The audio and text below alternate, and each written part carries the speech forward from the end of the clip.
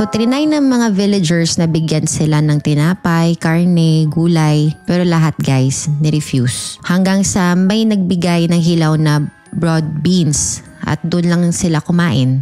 Parang instinct. Now, over time, matuto rin silang kumain ng iba. Pero sadly, the boy, yung younger brother, nategi siya guys not long after. Yung girl naman, she survived and she eventually learned English. At nung tinanong siya kung saan siya galing, ang sagot niya, ito.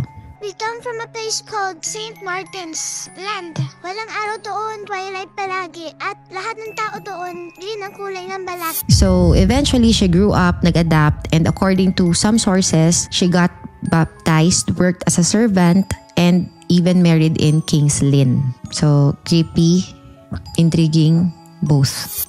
Now, hindi to basta-basta kwento ng bayan guys kasi dalawang medieval historians ang nagsulat nito.